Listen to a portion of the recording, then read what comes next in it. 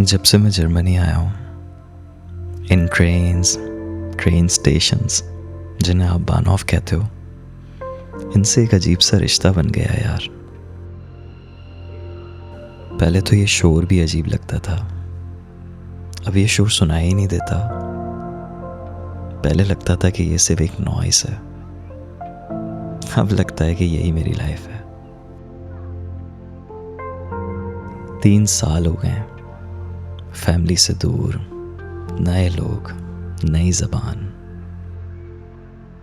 खुद ही को सपोर्ट करना, खुद ही से बातें करना, कभी लेक्चर हॉल से काम तक भागना, कभी एक प्लेटफॉर्म से दूसरे प्लेटफॉर्म तक। इस इंडिपेंडेंट लाइफ ने बहुत कुछ सिखा दिया यार। मैं अक्सर औकात बहुत खूबसूरत जगहें बिना कैमरे के ही देख कर लौट आता था और फिर सोचता था कि काश कुछ कैप्चर ही कर लेता।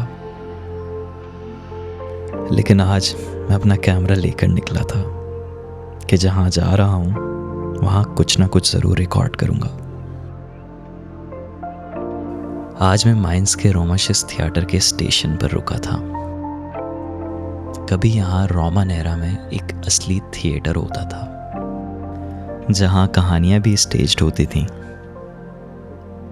और आज ये सिर्फ एक स्टेशन है जहाँ से लोग अपनी अपनी कहानियाँ लेकर गुजर जाते हैं। अजीब है ना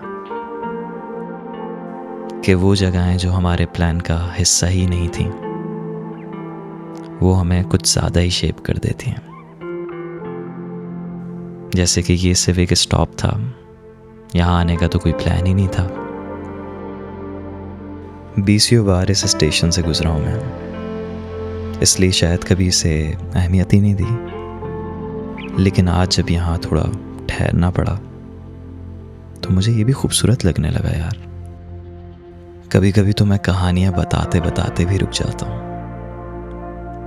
वीडियोस बनाना भी छोड़ देता हूँ और ख़ुद ही कुछ सोच रहा होता हूँ कि क्या इन सब का कोई फ़ायदा भी है। लेकिन जब मुझे लोग मिलते हैं, पहचानते हैं, बताते हैं, तो फिर ऐसा लगता है कि हम सबकी कहानी बहुत इम्पोर्टेंट है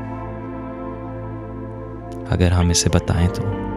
खैर, this is not just another video, ये मेरी स्टूडेंट जर्नी का एक स्नैपशॉट है, मेरी वापसी का एक एहसास है।